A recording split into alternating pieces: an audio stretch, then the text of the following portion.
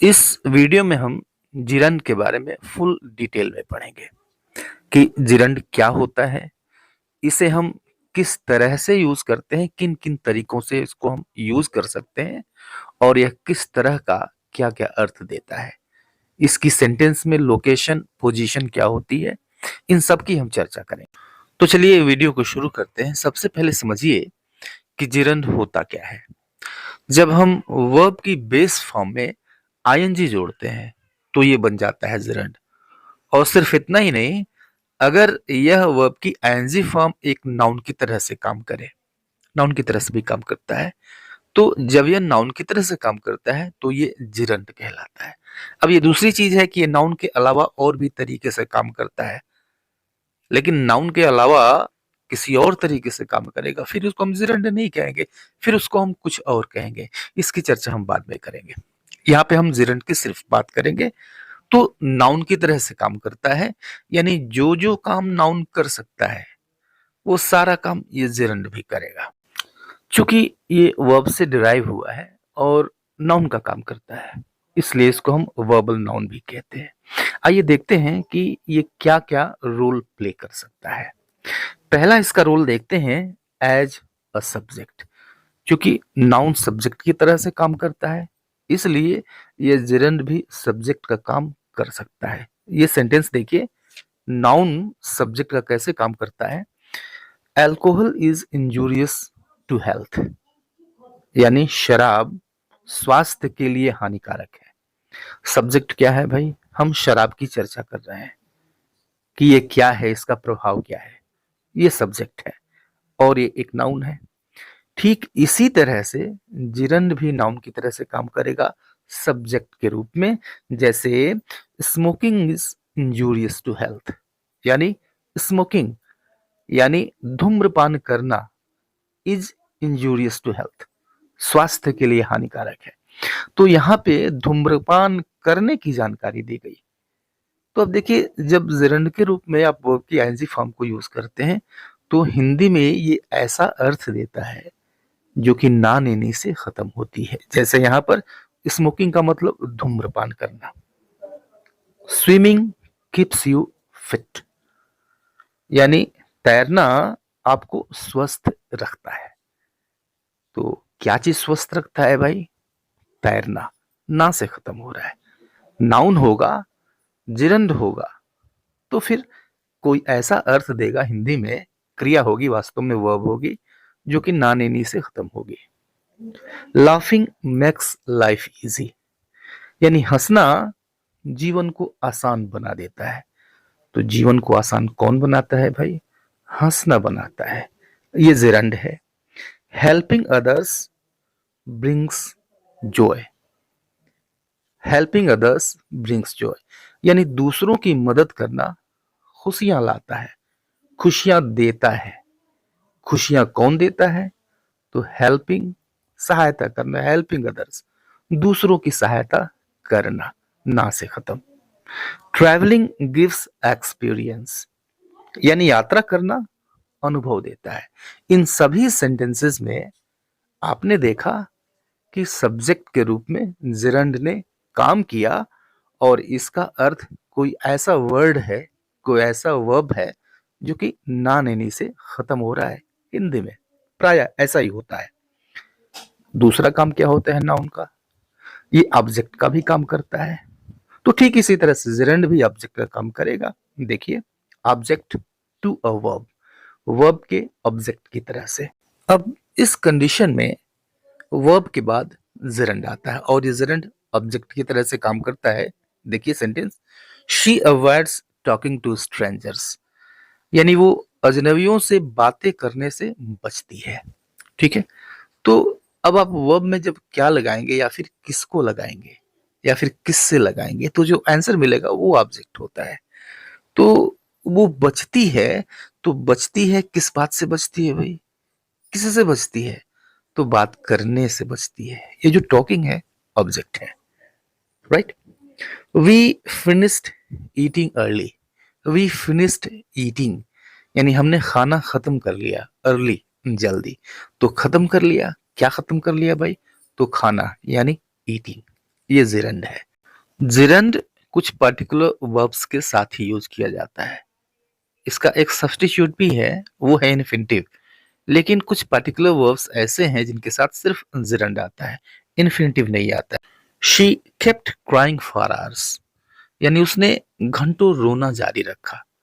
तो क्या जारी रखा भाई? रोना। ये जो क्राइंग है ये ऑब्जेक्ट है, इस केप्ट का ऑब्जेक्ट। ही मिसेस मीटिंग हिज फ्रेंड्स, यानी उसे अपने मित्रों से मिलना याद आता है। तो याद आता है तो वर्ब हुआ, और इसमें क्या जोड़िए, क्या याद आता है? तो मिलना। ये जो मिलना है यानी मीटिंग, ये ऑब्जेक्ट है। किसका ऑब्जेक्ट है? मिस का ऑब्जेक्ट है। शी लाइक्स रीडिंग नॉवेल्स, यानी उसे उपन्यास पढ़ना पसंद है। राइट? तो क्या पसंद है? पढ़ना। रीडिंग ऑब्जेक्ट है। और I can not risk opening this. I can not risk, यानी मैं खतरा नहीं उठा सकता। ओपनिंग दिस, ओपनिंग दिस यानी इसको खोलने का। राइट? तो ओपनिंग यहां पे ऑब्जेक्ट है। तो ऑब्जेक्ट का काम करता है ऑब्जेक्ट टू अ वर्ब। ठीक है? जो नाउन का अगला काम है वो है कि यह प्रेपोजिशन के ऑब्जेक्ट का भी काम करता है। तो जिरंड भी करेगा, जिरंड भी करता है। So object to a preposition, यानी प्रेपोजिशन आएगा फिर जिरंड आएगा। जैसे देखिए, I am fond of playing cricket, यानी मुझे क्रिकेट खेलने का शौक है। तो I am fond of preposition है और इसका जो ऑब्जेक्ट है वो है playing, of playing. Okay. She is interested in learning French. She is interested in learning French, यानी उसे फ्रेंच सीखने में रुचि है। ठीक है? तो ये जो इन है, इस इन का ऑब्जेक्ट है लर्निंग। आप देख रहे हैं कि जितने भी ये वर्ड्स आए हुए हैं, जिरंड आया हुआ है, हिंदी में कुछ ऐसा अर्थ दे रहा है जो कि नानेनी से खत्म हो रहा है। ऐसे किसी शब्द का अर्थ दे रहा है जो कि नानेनी से खत्म हो रहा है। He left without saying good bye. He left यानी वो चला गया, विदाउट सेइंग गुड बाय यानी बिना अलविदा कहे वो चला गया। I am tired of scolding you. I am tired of scolding you, of preposition है और इसका जो ऑब्जेक्ट है स्कोल्डिंग, ये जिरंड है। इसका मतलब ये हुआ कि मैं तुम्हें डांट डांट कर थक गया हूं, या फिर मैं तुम्हें डांटने से थक गया हूं। Of plus gerund. She is afraid of losing her job, यानी उसे अपनी जॉब जाने का डर है, उसे अपनी जॉब खोने का डर है। तो ये रोल था object to a preposition. Gerund भी करता है, चूंकि नाउन करता है जिरंड भी करेगा।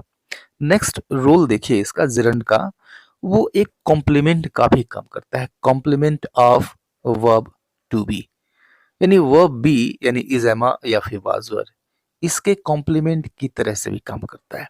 तो नाउन कॉम्प्लीमेंट का काम करता है, जिरंड भी करेगा। कभी कभी क्या होता है कि कॉम्प्लीमेंट और ऑब्जेक्ट इन दोनों के बीच में कंफ्यूजन हो जाता है।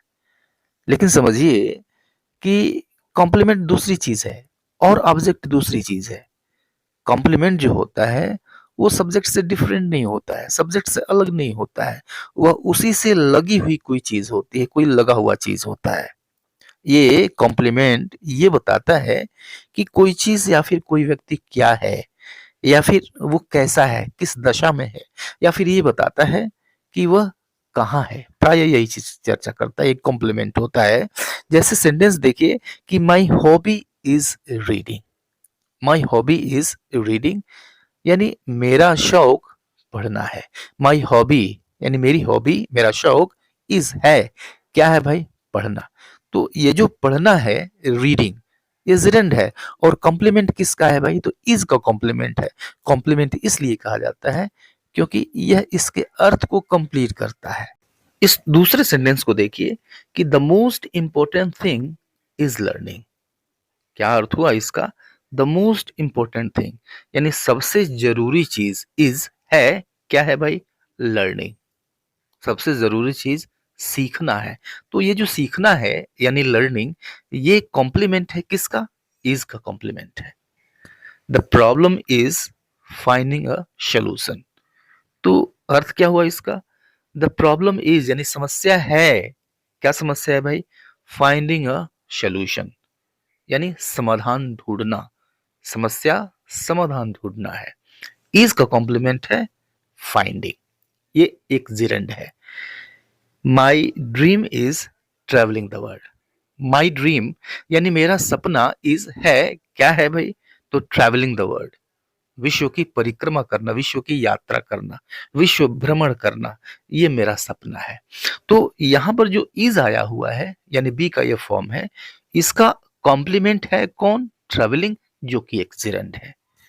My weakness is trusting people easily. इसका मतलब हुआ कि मेरी कमजोरी लोगों पर आसानी से भरोसा कर लेना है।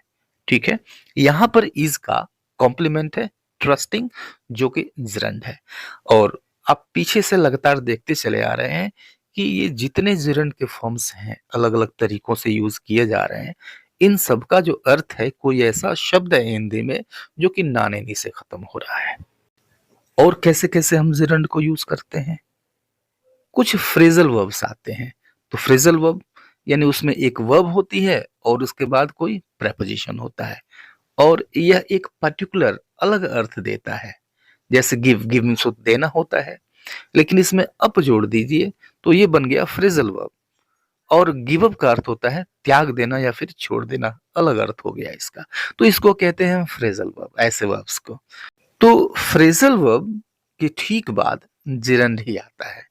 वहां पे इन्फिनिटिव वगैरह का कोई चांस नहीं है, इसके बाद जिरंड ही आएगा और अर्थ उसी तरह का देगा। कोई ऐसा शब्द जो कि नानेनी से खत्म होगा। जैसे देखिए कि उसने ही गेव अप स्मोकिंग।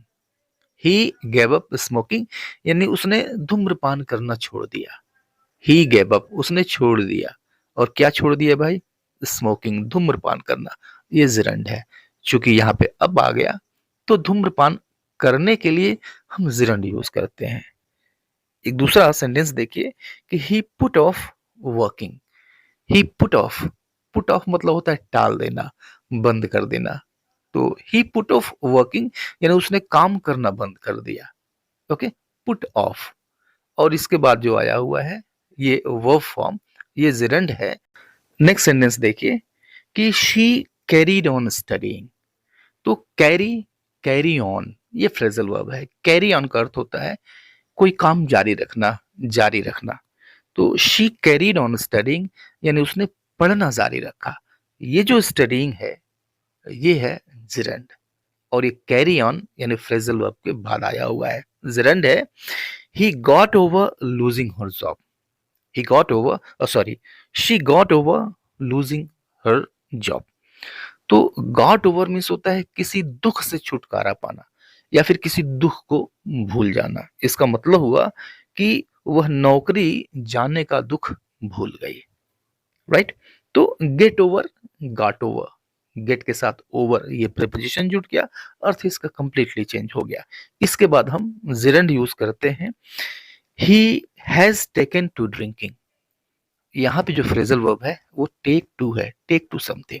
तो टेक टू समथिंग मतलब किसी चीज की लत लग जाना, किसी चीज की आदत पड़ जाना। यहाँ पर किस चीज की आदत पड़ी हुई है भाई? तो ड्रिंकिंग की आदत पड़ी हुई है, ये जिरंड है। यहाँ पर शराब पीना, he has taken to drinking यानी उसको शराब पीने की लत पड़ गई है। राइट, तो फ्रेजल वर्ब के बाद हम यूज करते हैं जिरंड, वहां पे इन्फिनिटिव नहीं आता है। राइट, नेक्स्ट इसका रोल देखते हैं।